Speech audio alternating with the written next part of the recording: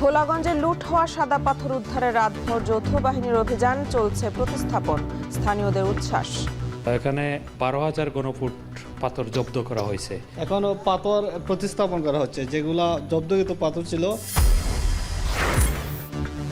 জুলাই আন্দোলন দমন করতে পারলেই পুরস্কার দেয়া হয় সরাসরি গুলির নির্দেশ। ট্রাইব্যুনালের তদন্ত সংস্থায় 13 পুলিশ কর্মকর্তার জবানবন্দি। জাতিসংঘের সহায়তা কমায় কক্সবাজারের রোহিঙ্গা ক্যাম্প নিয়ে উদ্বেগ। সেপ্টেম্বরের স্বাস্থ্যসেবা, ডিসেম্বরে খাদ্য সহায়তা বন্ধের আশঙ্কা।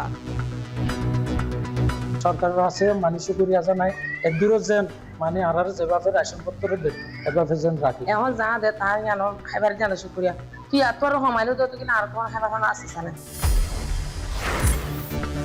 জলবায়ু পরিবর্তনে নেত্রকোনায় কমেছে আউশ ধানের উৎপাদন, অর্জন হয়নি লক্ষ্যমাত্রা। পাহাড়ি এলাকায় আগাম রোপা আমন চাষে ব্যস্ত কৃষকরা।